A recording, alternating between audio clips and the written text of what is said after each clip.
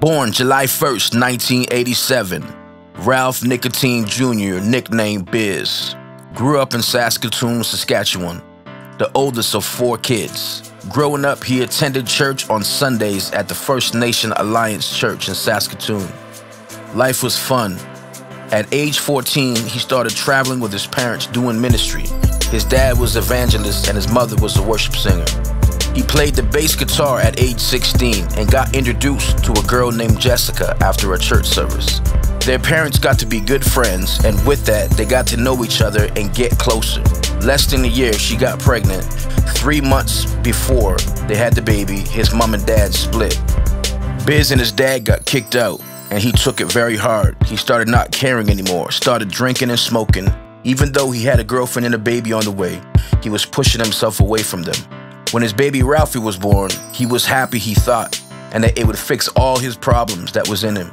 But not long after, he left again to go do what was making him happy, drinking and partying. He go back and forth with Jessica. Not long after, she got pregnant with Dominic. He moved back in with her and tried being someone he wasn't. A couple of months after, they broke up again, and during that time, she got pregnant again with their 3rd boy, Tristan. They got back together a few months after that, and this time, he stayed for a couple of years, but still addicted to the party life, so he would bring it home. Life continued like this for another 2.5 years, before slowing down and becoming a family guy. 3 years after Tristan was born, Jessica got pregnant again with their 4th boy, Stephen. 28 days after Stephen was born, they got married. Married life was fun. 2 months after the wedding, he fell back into his addictions and decided to go out to the club after his security shift at work. That night, he got jumped by 6 people. All stomped on his head and drove over his foot. He woke up in the hospital with Jessica beside him. And after all that he put her through, she still took him back and looked after him. For 7 months after that, they attended a marriage encounter. It was fun, a fun weekend. 3 months after that, he left his family and moved away and partied for the next 2 months before coming back home again with no place to live. They moved in with his dad in a 2-bedroom apartment, and for the next 6 months before moving in their own suite in December of 2012. During the months, he continued to drink once in a while. He started working for a moving company and making money for his family. Life seemed to be great. They were getting closer than ever. In September, he started with a new company and met the wrong people and started falling back into the old ways. It started with a drink after work, then went to drinking for a few hours and going home drunk, and to the point where he wouldn't even go home. He'd stay out all night, and at the same time he started selling drugs and working with gangs. Life was out of control, more than ever. 2 months later, Jessica asked, "Do you still want to be married?" Biz said no.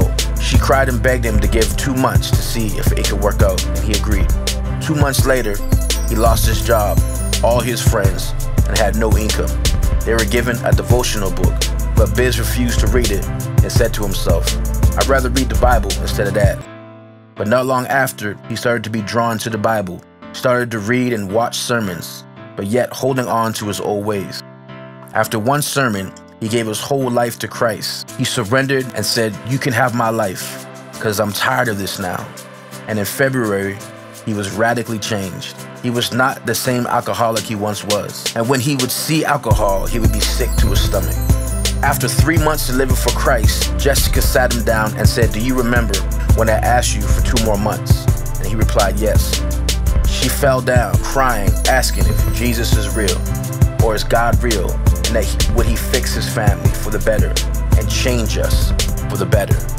After 3 months of discipleship, Biz took his testimony to the streets of Saskatoon and began having services in his backyard in the hood, drawing out prostitutes, drug addicts, gang members, and the destitute, the homeless, the people in need. There, the church in the hood was born. Biz and Jessica are now the founders of the Church in the Hood in Saskatoon, Saskatchewan, and are currently traveling in different communities and reservations in Western Canada, making a difference in the lives of young people all over the North. Keep Biz and Jessica in your prayers as they continue this mission.